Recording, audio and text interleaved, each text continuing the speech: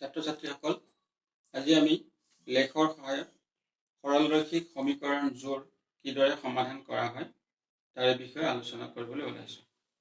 তোমালোকৰ পাঠ্যপুথিত অনুশীলনী 3.2 প্ৰথম প্ৰশ্নটোত দিয়া আছে যে গণিত কুইজত দশম শ্ৰেণীৰ 10জন ছাত্ৰ ছাত্ৰীয়ে অংশগ্ৰহণ কৰিছিল। যদি ছাত্ৰতকৈ ছাত্ৰীৰ সংখ্যা 4 বেছি হয় তেনেহ'লে অংশগ্ৰহণ কৰা ছাত্ৰ আৰু ছাত্ৰীৰ সংখ্যা উলিয়াব লাগে আৰু আমি সমীকৰণ সমাধান নকৰাকৈ লেখৰ সহায়ত নিৰ্ণয় কৰিব লাগে।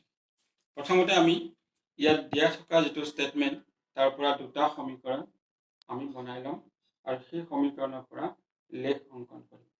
আমি ধৰি ল'ম ধৰা হ'ল ছাত্ৰৰ সংখ্যা x আৰু ছাত্ৰীৰ সংখ্যা y।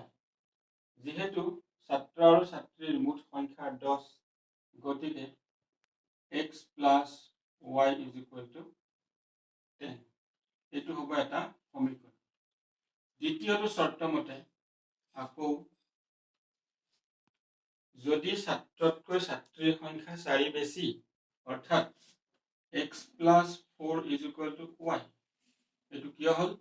y মানে ছাত্ৰীৰ সংখ্যা is equal to ছাত্ৰৰ সংখ্যাতকৈ 4 বেছি অৰ্থাৎ প্লাছ, সেইকাৰণে x plus 4 is equal to y।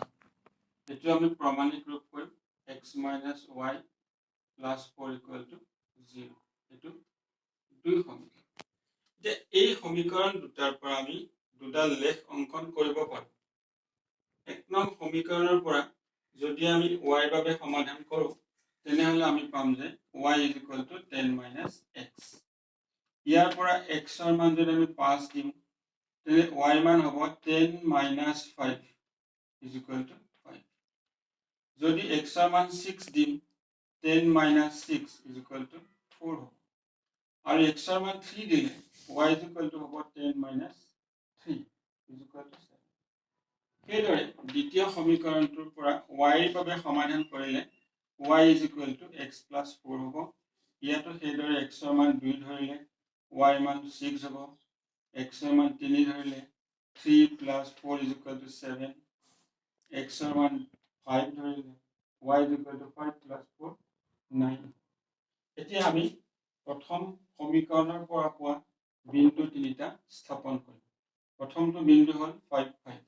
x অক্ষ, y অক্ষ, o মূল বিন্দু 1 2 3 4 5। এইদৰে এইটো হ'ব 5 5 বিন্দু। দ্বিতীয়টো বিন্দু 6 4 6 4। আৰু তৃতীয়টো বিন্দু 3 7 3 3 সমানে সমানে যাম 7 3 7। এই তিনিটা বিন্দু আমি স্কেলৰ সহায়ত সংযোগ কৰিম। এডাল লেখ পালোঁ। প্ৰথমটো সমীকৰণৰ এডাল লেখ পালোঁ। সেইদৰে দ্বিতীয় সমীকৰণ বহুৱাম 2 6 2 1 2 3 4 5 6 3 7 1 2 3 4 5 6 7। এইটো এটা বিন্দুৱে হ'ব 3 7। আৰু তৃতীয় বিন্দু 5 9 5 আৰু 9। এই তিনিটা বিন্দু আমি সংযোগ কৰি দিম।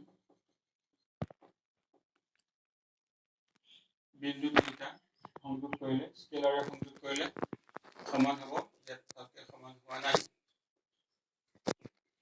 এই দুটা লেখে এইটো বিন্দুত কটাকটি কৰিছে আৰু এই বিন্দুটোৰ স্থানাংক হ'ল 1 2 3 আৰু 7 3 7। দুয়োটা লেখে 3 7 বিন্দুত কটাকটি কৰিছে। গতিকে সমীকৰণ দুটাৰ সমাধান হ'ব 3 আৰু 7। আমি ইয়াত কথাটো এনেকৈ লিখিলোঁ লেখ দুডালে